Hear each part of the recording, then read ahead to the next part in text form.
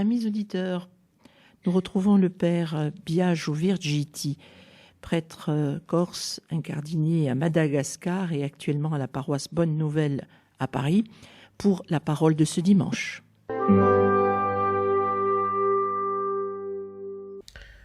Chers amis auditeurs de votre radio chrétienne, bienvenue pour le commentaire des lectures de ce 7e dimanche de Pâques. Commençons sans plus tarder par la proclamation de l'Évangile. De l'Évangile selon saint Jean. En ce temps-là, Jésus leva les yeux au ciel et dit : « Père, l'heure est venue, glorifie ton Fils, afin que le Fils te glorifie.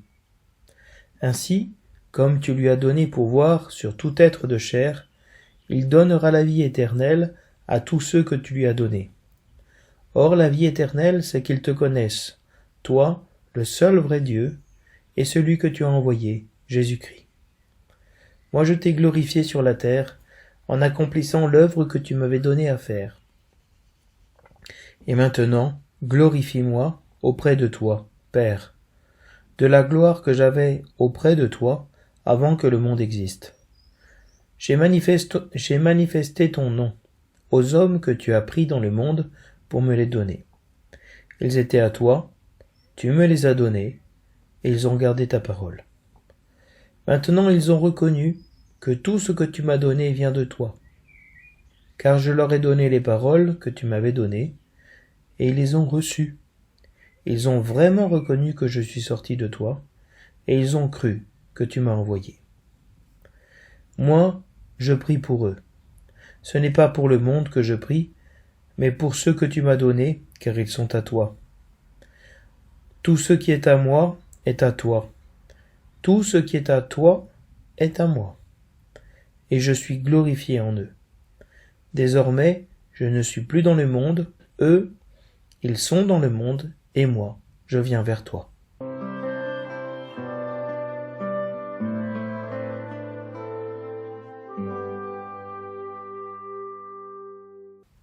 Les actes des apôtres. Les apôtres, après avoir vu Jésus s'en aller vers le ciel, retournèrent à Jérusalem, depuis le lieu dit Mont des Oliviers, qui en est proche. La distance de marche ne dépasse pas ce qui est permis le jour du sabbat. À leur arrivée, ils montèrent dans la chambre haute, où ils se tenaient habituellement. C'étaient Pierre, Jean, Jacques et André, Philippe, Thomas, Barthélemy et Matthieu, Jacques, fils d'Alphée, Simon le Zélote et Jude, fils de Jacques. Tous, d'un même cœur, étaient assidus à la prière, avec des femmes, avec Marie, la mère de Jésus, et avec ses frères.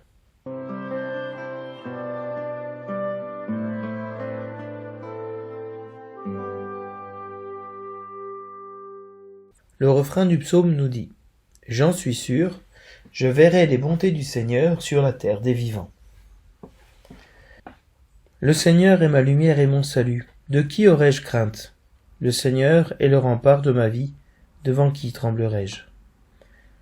J'ai demandé une chose au Seigneur, la seule que je cherche, habiter la maison du Seigneur tous les jours de ma vie, pour admirer le Seigneur dans sa beauté et m'attacher à son temple. Écoute, Seigneur, je t'appelle. Pitié, réponds-moi. Mon cœur m'a redit ta parole, cherchez ma face.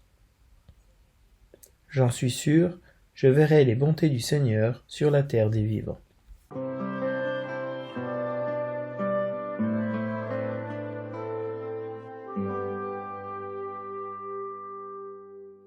De la première lettre de saint Pierre apôtre. Bien-aimés, dans la mesure où vous communiez aux souffrances du Christ, réjouissez-vous, afin d'être dans la joie et l'allégresse, quand sa gloire se révélera. Si l'on vous insulte pour le nom du Christ, heureux êtes-vous, parce que l'Esprit de gloire, l'Esprit de Dieu, repose sur vous. Que personne d'entre vous n'ait à souffrir comme meurtrier, voleur, malfaiteur ou comme agitateur, mais si c'est comme chrétien, qu'il n'ait pas de honte et qu'il rende gloire à Dieu pour ce nom-là.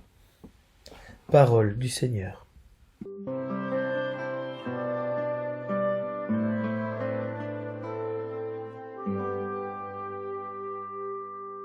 Le thème de ce dimanche tourne autour de la notion de la gloire de Dieu. Qu'est-ce que la gloire de Dieu? Pour saint Jean, la gloire n'est pas la richesse, la puissance ou le faste. Pourquoi? Parce que chez saint Jean, la gloire va resplendir à l'heure de la croix. La gloire qui qualifie Jésus s'inscrit donc dans un contexte problématique, scandaleux, celui de la croix, celui de la souffrance. Comment la gloire de Dieu peut-elle se manifester au moment de la souffrance la plus dure et la mort du Fils de Dieu? Pour saint Jean, la gloire s'inscrit dans cette relation à l'autre. La gloire de Dieu, c'est la révélation de Dieu. Mais plus encore, la relation qui existe en Dieu, entre le Père et le Fils. C'est l'image de la future relation des baptisés avec le Père. Ainsi, la gloire de Dieu, c'est toute la révélation du mystère de Dieu, c'est-à-dire l'incarnation, l'abaissement de Dieu dans la condition humaine pour racheter l'homme, en prenant la condition d'esclave et en souffrant jusqu'à l'horreur de la croix. Voilà la gloire de Dieu. La gloire de Dieu, sa grandeur, si vous voulez, c'est sa capacité à s'abaisser jusqu'au plus bas pour racheter l'homme. Voilà la grandeur de Dieu. Seul Dieu pouvait faire cela. Mais cette gloire de Dieu, cet amour envers les hommes, cette incarnation, cette rédemption de l'homme, elle n'est possible que parce que la relation qui existe entre le Père et le Fils est de même nature. Ainsi, la gloire de Dieu, c'est cet amour, cette relation qu'il y a entre le Père et le Fils. C'est la vie intradivine, si l'on veut dire, c'est-à-dire la vie, la relation et la vie qu'il y a en Dieu même, la vie même de Dieu. La relation personnelle qui existe en Dieu, la relation entre les personnes de la Trinité. Ainsi, participer à la gloire de Dieu, c'est participer à sa vie divine, c'est-à-dire à cet amour qui va au-delà de la mort. Bien que la première lecture veuille suivre de manière chronologique l'événement de l'Ascension et préparer ainsi le récit de la descente de l'Esprit Saint, jour de la Pentecôte, lorsque les disciples seront tous réunis ensemble dans la chambre haute, l'Évangile et la seconde lecture manifestent ce qu'est la gloire de Dieu. Cette gloire qui est sur le point de se manifester. Donc on a une première lecture, si vous voulez, qui suit un peu le fil historique, mais on verra comment la gloire de Dieu se manifeste aussi dans la communauté chrétienne. Et cette insistance sur la gloire qui est en train de se manifester dans l'Évangile et dans la seconde lecture. Dans le psaume, le psalmiste répond à la première lecture où l'on voit justement la communauté chrétienne qui forme un seul cœur, qui est assidu dans la prière, qui est en communion après l'événement de l'Ascension. Le psalmiste rend grâce à Dieu pour les bontés du Seigneur qu'il vient de contempler sur la terre des vivants. Oui, vraiment, que Jésus-Christ soit venu à nous, qu'il se soit élevé dans le ciel, et qu'il nous ait laissé le don de l'Esprit Saint, le don de la communion fraternelle, c'est-à-dire de cette même vie, cette même relation qui est étendue entre le Père et le Fils et l'Esprit, nous pouvons l'avoir entre nous les croyants, dans la communauté chrétienne. Voilà ce que nous contemplons, la bonté de Dieu, le don de l'amour de Dieu pour les hommes, de la vie de Dieu pour les hommes. La communauté chrétienne, qui naîtra définitivement le jour de la Pentecôte, vit de cette communion entre les hommes, parce que leur union est au-delà de la mort. Ils sont dans une communion dans laquelle ils n'étaient pas avant, puisque vous voyez bien dans l'évangile, il y a des scènes quand même de jalousie entre les apôtres pour avoir la première place, un à droite, l'autre à ta gauche. Voilà, ils sont maintenant dans une parfaite communion. Et comme nous dit saint Irénée de Lyon, la gloire de Dieu, c'est l'homme vivant, c'est-à-dire l'homme ressuscité, la communauté des hommes vivants de l'esprit du ressuscité, qui ne forment plus qu'un seul cœur et une seule âme. Voilà l'Église. Ainsi le psaume nous invite à chercher la face du Seigneur, la face du Christ, sur laquelle resplendit la gloire de Dieu. Les chrétiens, unis fraternellement dans le lien de la communion de l'Esprit, admirent le Seigneur dans sa beauté et s'attachent à son temple, en étant assidus à la prière. Véritablement, le lieu de la présence de Dieu, de la manifestation de la gloire de Dieu, c'est la communauté chrétienne. Dans l'amour que Dieu nous donne les uns aux autres, nous qui avons été baptisés dans le Père, le Fils et l'Esprit Saint, cette même communion d'amour, cette même relation d'amour et de glorification existe parmi nous, parce que nous glorifions les autres. Et Dieu se glorifie en nous, dans la mesure où se donne à vivre le mystère pascal. Cette gloire de Dieu, lorsqu'elle se révélera, nous dit saint Pierre, elle nous mettra dans la joie et dans l'allégresse. Ainsi, lorsqu'on nous persécutera et nous insultera au nom du Christ, l'esprit de gloire, c'est-à-dire l'esprit du Christ, reposera sur nous. Pierre parle de cet esprit de gloire, cet esprit qui glorifie Dieu et cet esprit qui glorifie Dieu en nous. La gloire et la croix sont les deux faces d'une même monnaie, à l'effigie du Christ. Dans le mystère pascal, on ne peut jamais séparer passion, mort et résurrection. Les trois ne sont qu'une même réalité. Ainsi, nous atteignons la gloire de Dieu dans la mesure où nous communions à ses souffrances et à sa passion. Nous pouvons rendre gloire à Dieu de nous avoir choisis pour souffrir de manière injuste pour son nom, car se manifeste dans nos pauvres corps la gloire de Dieu qui est venu aimer les hommes et les aimer jusqu'au bout en donnant sa vie en rançon pour les multitudes, sans résister au mal, et manifester ainsi la nature même de Dieu, la nature qu'il est venu nous offrir pour toujours, d'aimer comme il aime. Et ce thème de la gloire se développe aussi dans les prières faites par le président de l'Assemblée dans cette Eucharistie. Ainsi, la prière d'ouverture nous dit « Sois favorable à nos supplications, Seigneur. Nous croyons que le Sauveur du genre humain est auprès de toi dans la gloire. Puissions-nous ressentir aussi qu'il demeure avec nous jusqu'à la fin du monde, comme lui-même l'a promis. » Ici, qu'est-ce que la gloire? La gloire, c'est le fait que Jésus-Christ siège auprès de Dieu, qu'il soit avec Dieu.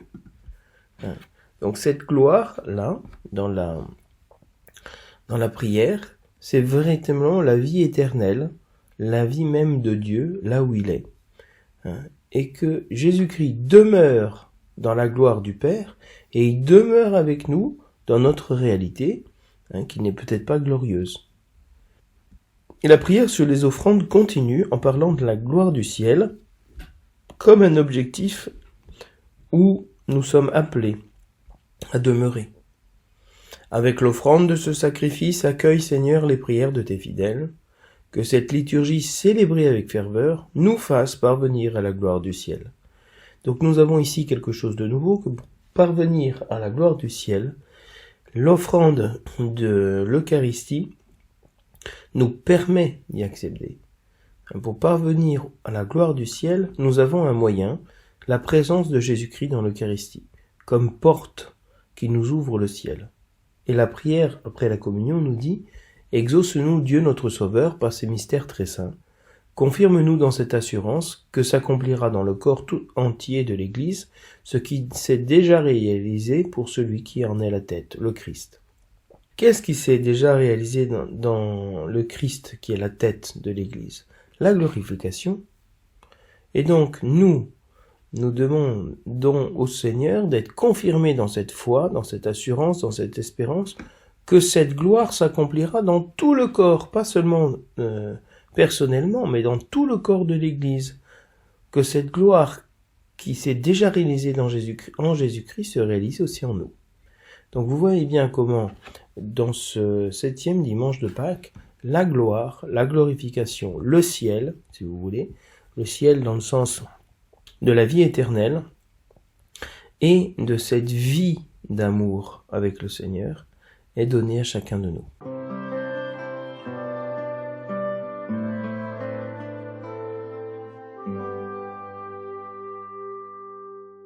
Je voudrais vous dire quelques mots maintenant sur cet évangile qui n'est pas forcément très facile à comprendre à cause de ce langage très condensé, mais qu'en essayant de développer avec vous, vous allez voir, c'est un évangile d'une grande profondeur, d'une grande simplicité.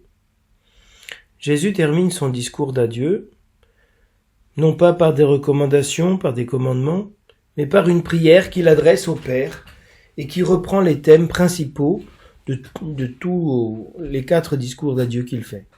Il parle de son départ imminent et l'annonce de sa nouvelle venue. Et tout cela avec le thème de l'amour et l'invitation à demeurer en lui. Dieu doit se faire connaître aux hommes. Et en cela, Jésus est l'envoyé du Père pour cette mission. Cette mission est accomplie, car vraiment les hommes ont reconnu que Jésus est sorti du Père et qu'ils ont cru en son envoyé. Ceux qui ont cru que Jésus était l'envoyé du Père ont cru aussi à cet amour, à cette relation qu'il y a entre le Père et le Fils, et sont rentrés eux aussi dans cet amour. Ainsi, cette unité qu'il y a entre les croyants se comprend dans le contexte du commandement de l'amour « Aimez-vous les uns les autres comme je vous ai aimé ». C'est-à-dire de rentrer dans cet amour du Fils pour rentrer dans cette relation d'amour qu'il y a entre le Père et le Fils. Jésus prie le Père afin d'être glorifié par lui. Puis il prie pour ses disciples. Les 5 premiers versets forment une unité constituée par l'invocation Père et le thème de la glorification. Au centre de cette prière se trouve le don de la vie éternelle que le Père lui a chargé de nous communiquer. Et quelle est cette vie éternelle? Qu'est-ce que c'est cette vie éternelle que Jésus-Christ est venu nous donner? L'Évangile nous le dit, qu'ils te connaissent, toi, l'unique vrai Dieu, et celui que tu as envoyé. Connaître et aimer sont, chez saint Jean, 2 verbes synonymes. La vie éternelle est liée ici à la connaissance et à l'amour envers le Père et le Fils. Connaître Dieu, connaître sa gloire, et celui qui l'a glorifié sur la croix, c'est ça, vivre éternellement, c'est ça, la vie éternelle. Connaître, aimer, être dans cette relation avec le Père et le Fils. Connaître Dieu, savoir comment il agit dans l'histoire, comment il nous fait passer de la mort à la vie, de la souffrance à la joie. Savoir reconnaître le chemin que Dieu a voulu prendre à travers son Fils, pour nous ouvrir justement un chemin dans la gloire en passant par la croix. Ainsi, la glorification vient comme une exaltation. Le Fils est exalté, glorifié par son Père, parce qu'il a bien accompli et réalisé sa mission. Dieu honore et aime ceux qui le servent. Et c'est pour nous une garantie qu'en aimant et honorant le Père, faisant sa volonté, nous serons nous aussi exaltés et glorifié. Si Jésus ne prie pas pour le monde, c'est parce que même sa prière ne peut changer la décision d'être contre Dieu.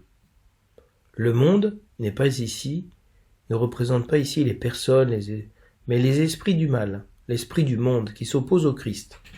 Ici, le sens du mot « monde » change de phrase en phrase, ce qui complique la compréhension, mais qui permet aussi de rendre compte de différentes réalités.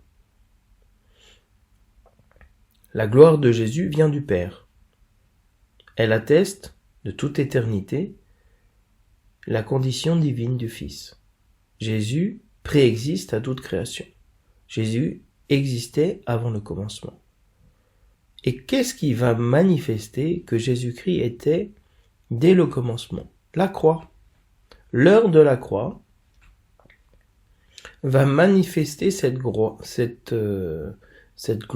et porter cette gloire à la connaissance de tous. L'événement qui va manifester avec puissance que Jésus-Christ est Dieu, c'est l'heure de la croix. Parce que dans la mort, Dieu n'abandonne pas son Fils, il le ressuscite. De ce fait, les disciples se trouvent bénéficiaires du don suprême, de la connaissance du mystère de Dieu, du mystère de l'amour du Père et du Fils. Donc Jésus-Christ se retrouve dans cette prière où il demande à son Père de le glorifier, afin que le Fils le glorifie. Que le Père agisse à l'heure de la croix, donne cette vie éternelle à son Fils pour qu'il puisse rentrer dans la souffrance, dans la croix, dans la mort, afin que dans la mort, le Fils puisse le glorifier, c'est-à-dire montrer la nature du Père, faire la volonté du Père. Voilà une prière magnifique, si vous voulez, qui est de l'ordre du Notre Père, que ta volonté soit faite. Que je puisse te glorifier, que je puisse faire ta volonté.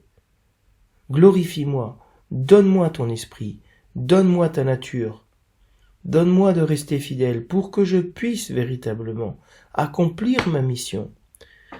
Et nous, chrétiens, nous sommes appelés à avoir cette prière. Glorifie ton Fils, afin que le Fils te glorifie. Non pas comme un désir d'une gloire mondaine, mais la gloire de Dieu qui se manifeste dans la faiblesse. Et Jésus-Christ, il a vraiment reçu tout pouvoir sur toute chair. Et donc, il donnera la vie éternelle, il ressuscitera tous ceux qui lui ont été donnés par le Père. Le Père nous a donné au Fils, nous a confié au Fils. Et le Fils, qui a tout créé, dans son pouvoir créateur, nous créera aussi dans l'éternité. Et cette vie éternelle n'est pas seulement une vie physique, c'est surtout qu'ils te connaissent, toi, le seul vrai Dieu, et celui que tu as envoyé, Jésus-Christ. Vraiment, la vie éternelle, c'est de croire que Dieu et de voir Dieu Père dans notre vie, et de voir que le Père a envoyé Jésus-Christ pour nous sauver, pour nous donner son esprit, pour nous donner sa vie divine. Un Jésus-Christ qui a glorifié le Père dans le ciel, mais voilà, maintenant il le glorifie sur la terre, en accomplissant l'œuvre que tu m'as donné à faire. Quelle est cette œuvre du Père? De venir mourir pour les pécheurs, de donner la résurrection au monde, détruire le péché en nous, le péché qui est chez Saint Jean, de refuser Jésus-Christ, de refuser son envoyé, et donc de refuser de croire que Dieu puisse passer par la faiblesse. Et Jésus-Christ répète, glorifie-moi auprès de toi, c'est-à-dire amène-moi dans ta gloire, dans la gloire auprès de toi. Jésus-Christ élevé dans la gloire siège à la droite du Père. Et cette gloire dans laquelle Jésus était et qu'il a quitté pour nous, Jésus-Christ demande à être réintégré dans cette gloire. Pourquoi? Jésus-Christ a manifesté et magnifié le nom de Dieu. Que Dieu a tiré du monde, vraiment pour leur donner une vie nouvelle. Ils étaient à toi, et tu me les as donnés, et ils ont gardé ta parole. C'est un peu, si vous voulez, le même esprit que le cantique des cantiques. Mon bien-aimé est à moi, et moi je suis à lui. Ils étaient à moi, tu me les as donnés. Ils étaient à toi, mais ils étaient déjà à moi. Mais tu me les as donnés quand même.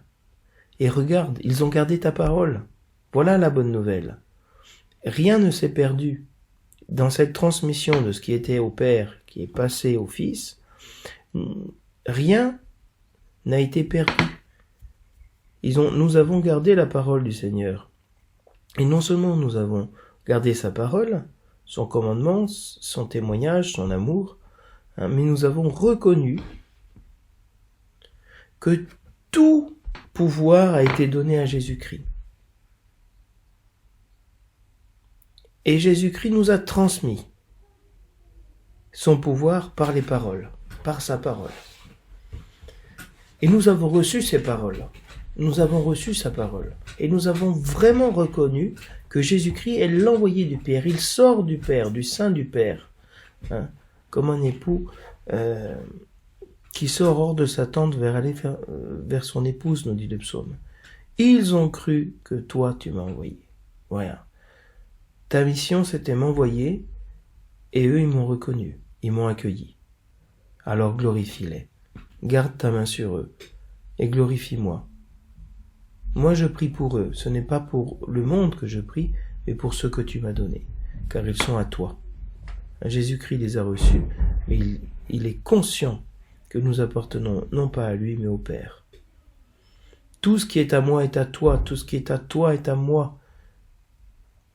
Quel est ce tout qui est à Dieu? Qu'est-ce qui est ce tout qui est à Jésus-Christ? La vie, son être même.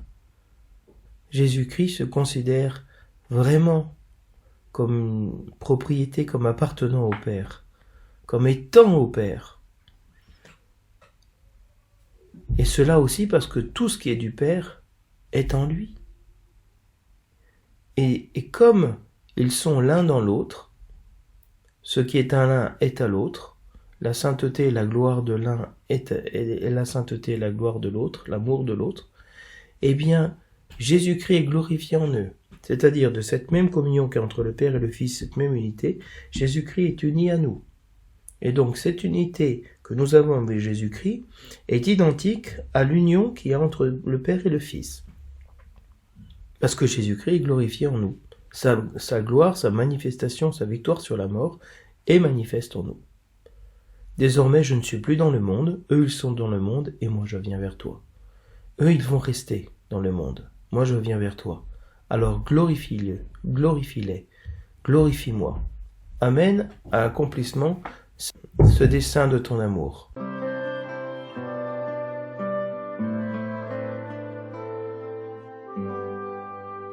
Donné à la première lecture par le lectionnaire est le suivant. Tous, d'un même cœur, étaient assidus à la prière. Il y a donc cette communion, cette unité, cette union qu'il y a entre les fidèles, entre les croyants, dans la prière. Nous sommes ici dans un des sommaires, si vous voulez, des actes des apôtres, qui montre cette communion, cette parfaite union entre les fidèles, cette union dans la prière. Et Jésus-Christ leur a demandé de rester à Jérusalem jusqu'à ce qu'ils reçoivent l'Esprit Saint. Donc les apôtres, qui après avoir vu Jésus s'en aller vers le ciel, retournent à Jérusalem. Donc ils sont vraiment témoins oculaires de cet événement. Et non seulement ils sont témoins oculaires, mais de la même manière que lorsque le prophète Élie dit à Élisée, « Si tu me vois monter au ciel, à ce moment-là, tu recevras une double part de mon esprit. » Donc de voir l'élévation d'Élie va procurer à Élisée une double part d'esprit de Dieu. Et donc les apôtres sont dans cette même dynamique, si vous voulez, de l'Ancien Testament, où ils ont vu Jésus-Christ s'élever, et ils vont recevoir le don de l'Esprit Saint. Une fois qu'ils ont vu cela, ils obéissent à la parole. Ils obéissent à la parole de Jésus-Christ de rester et de retourner à Jérusalem, depuis le lieu du mont des Oliviers. En fait, Jésus-Christ s'est élevé au ciel à partir du mont des Oliviers. C'est très intéressant dans la dynamique de la gloire de la croix que nous avons vue, parce que le mont des Oliviers, en bas, c'est le lieu où Jésus-Christ était et a pleuré, a transpiré des gouttes de sang pour rentrer dans sa passion, là où il a été arrêté, là où il était trahi par Judas. Donc c'est un lieu, si vous voulez, tristesse, de mort. Eh bien, au sommet de ce mont va se manifester la gloire du Fils de l'homme, qui au même endroit s'est abaissé, en se faisant attraper comme un malfaiteur, et dans ce même endroit il va s'élever pour être accueilli par le Père. Donc ce mont des Oliviers est véritablement ce mont qui est en face du temple, le lieu, si vous voulez, où s'est donné en plénitude la gloire de Dieu. La gloire dans la croix et la gloire dans l'exaltation. Et les disciples restent à Jérusalem et c'est le jour du sabbat et donc ils ne se sont pas éloignés de Jérusalem outre mesure. Donc ils vont aller du mont des Oliviers au mont Sion, là où il y a le cénacle, en respectant vraiment le judaïsme, le jour du sabbat, le jour du repos. Et ils montent dans la chambre haute. Cette chambre haute, c'est le cénacle, où vous irez peut-être un jour, je l'espère, et cette pièce qui est à l'étage, où Jésus-Christ a célébré la Pâque avec ses disciples, c'est-à-dire la dernière scène, où il a fait ce discours d'adieu que nous avons entendu dans l'Évangile. Donc c'est vraiment le lieu, la salle de la première communauté chrétienne, où ils se tenaient habituellement. Donc c'est vraiment, ils sont dans l'endroit où habituellement ils ont passé du temps avec Jésus-Christ. Et dans cet endroit, ils attendent. Dans cette demeure, ils attendent. C'est déjà, si vous voulez, l'image de l'église, mais pas l'église bâtiment. L'église dans le sens d'avoir un lieu à nous où nous nous retrouvons. Et regardez, ils sont tellement habitués à se retrouver que nous savons le nom de chacun. Pierre, Jean, Jacques, André, Philippe et Thomas, Barthélemy et Matthieu, Jacques fils d'Alphée, Simon le Zélote et Jude fils de Jacques. Et il n'y a plus Judas Iscariote, celui qui le trahit. Le fait de répéter le nom des disciples, des apôtres, c'est l'élection de Dieu sur chacun.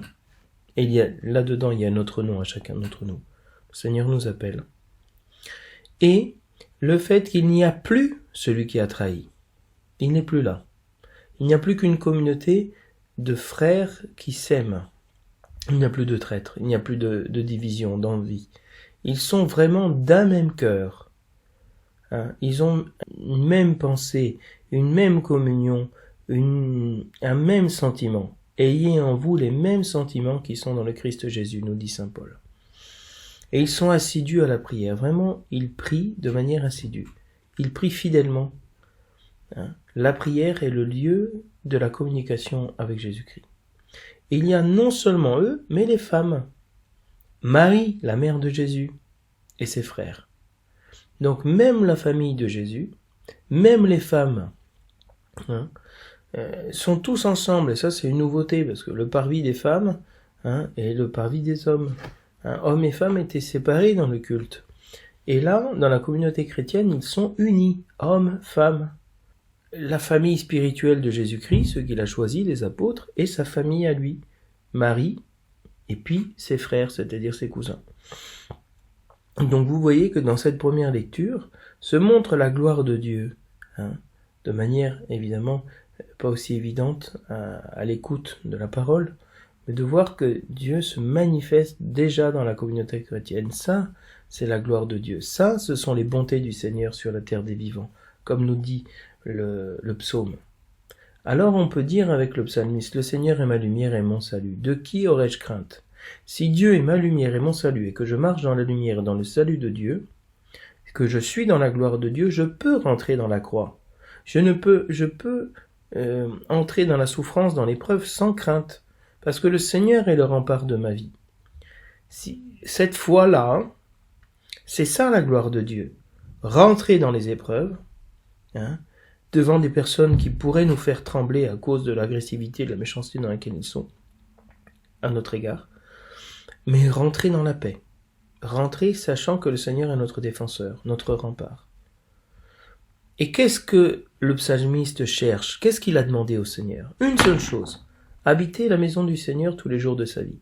Habiter dans l'esprit du Seigneur. Être avec le Seigneur. Si avec lui nous mourons, avec lui nous vivons, nous dit saint Paul. Donc si avec lui nous rentrons dans l'épreuve, avec lui nous régnerons. Et donc d'être avec lui, ce verbe si important de saint Jean, demeurer avec moi, habiter avec le Seigneur tous les jours de notre vie. C'est très important. C'est la garantie de cette sécurité que le Seigneur est toujours avec nous et il nous aide dans les épreuves. Et pourquoi? Pour admirer le Seigneur dans sa beauté et m'attacher à son temple. Vraiment s'attacher à la prière, comme disait la première lecture. Admirer le Seigneur dans sa beauté. Lui qui n'avait ni éclat ni beauté pour attirer notre regard, ni rien pour plaire à nos yeux. Maltraité, il s'est soumis, il n'ouvre pas la bouche, comme un agneau conduit à l'abattoir. Il était comme quelqu'un devant qui on se voile la face. Voilà, homme des douleurs. Jésus-Christ qui a assumé le visage souffrant de l'humanité, eh bien nous avons admiré dans ce même visage, dans ce même homme, Dieu même, la beauté de Dieu, le Seigneur.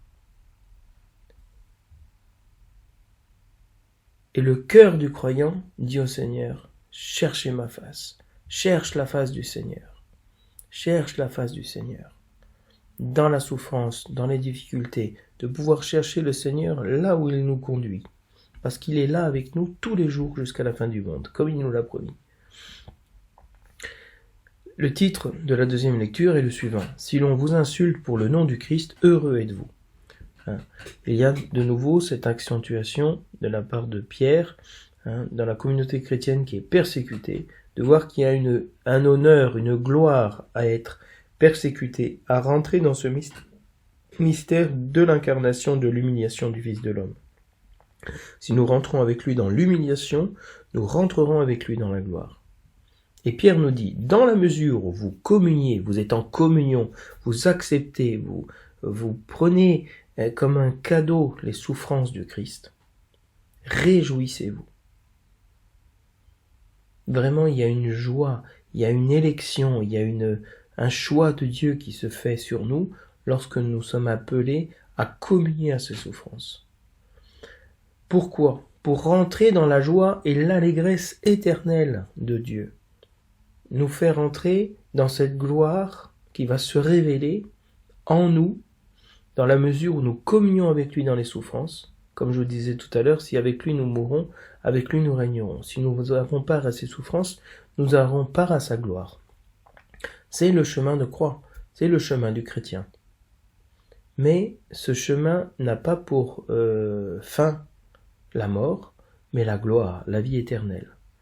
Donc si l'on vous insulte parce que vous êtes chrétien, heureux êtes-vous? Comment on peut être heureux alors qu'on est humilié, qu'on est persécuté, qu'on est mis en prison? Parce que l'esprit de gloire, l'esprit de Dieu repose sur vous.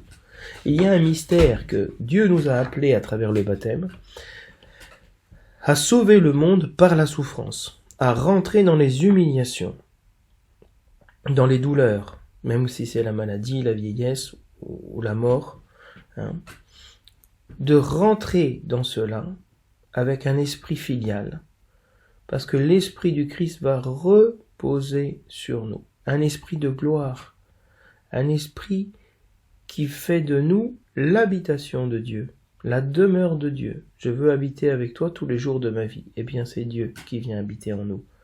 dans la souffrance. Là où on pense que Dieu n'existe pas, comme le monde pense.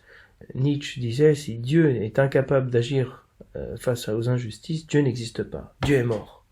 Eh bien non, c'est justement parce qu'il épouse la souffrance et la mort que Dieu existe. C'est le seul à pouvoir le faire. Mais il le fait non pas de manière extérieure, mais de manière intérieure en insufflant son esprit.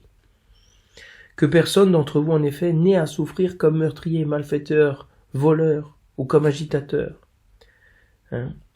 Vraiment, nous sommes appelés à être des agneaux au milieu des loups, à ne pas être des bandits, des meurtriers, des voleurs, des assassins, à ne pas avoir l'esprit du monde. Si on souffre parce qu'on est des agitateurs, des rebelles, des colériques, des violents, on souffre à cause de nos péchés. Et nous n'avons qu'une gloire à rentrer dans ces souffrances. C'est bien fait pour nous, c'est ce que nous méritons. Mais si comme chrétiens, c'est-à-dire comme disciples de Jésus-Christ, comme quelqu'un qui essaye d'imiter l'amour de Jésus-Christ pour les pécheurs, nous souffrons, n'ayons pas honte. Rendons gloire à Dieu pour le nom de chrétien qui nous a été donné, parce que nous sommes alter Christus, un autre Christ. Jésus-Christ s'incarne en nous par son esprit, se manifeste en nous par son esprit, pour la gloire du monde, pour la gloire de Dieu et le salut du monde. Donc le fait d'être chrétien et de rentrer dans la souffrance est fondamental, parce que nous accomplissons véritablement notre mission. Nous ne sommes pas là pour passer notre vie agréablement sur la terre. Nous ne sommes pas là non plus pour souffrir de manière folle, mais nous sommes là pour faire la volonté de Dieu, que cela passe par une vie tranquille, mais surtout par les souffrances. Nous naissons dans un cri et nous mourrons dans un cri. Que ce cri soit pour la gloire de Dieu. Je vous souhaite, chers amis auditeurs, un bon dimanche et une bonne attente de la venue de l'Esprit Saint, de l'Esprit de gloire, de l'Esprit de Dieu, pour qu'il repose sur nous. À bientôt.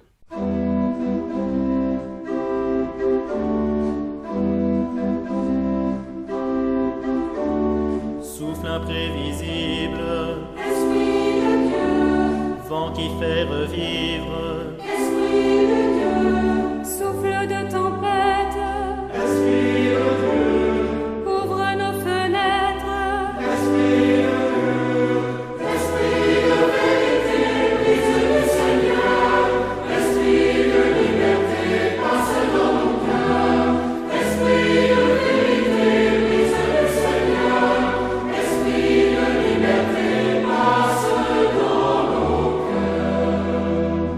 source de sagesse, Esprit de Dieu, puis de la tendresse, Esprit de Dieu, source pour ton peuple, Esprit de Dieu, coule en nos demeures, Esprit de Dieu, Esprit de vérité, brise le Seigneur, Esprit de liberté, passe dans nos cœurs, Esprit de vérité, brise le Seigneur, Esprit de liberté, passe dans nos cœurs. paix de la colombe, Esprit de Dieu, ciel dans nos rencontres, Esprit de Dieu, paix qui nous libère, Esprit de Dieu, change notre terre, Esprit de Dieu, Esprit de vérité, brise le Seigneur, Esprit de liberté, passe dans nos cœurs, Esprit de vérité, brise le Seigneur, Esprit de liberté, passe dans nos cœurs. choix donné aux hommes, Esprit de Dieu, fête du royaume, Esprit de Dieu, joie de l'Évangile, Esprit de Dieu, fais de nous des signes, Esprit de Dieu, Esprit de vérité, brise le Seigneur, Esprit de liberté, passe dans nos cœurs, Esprit de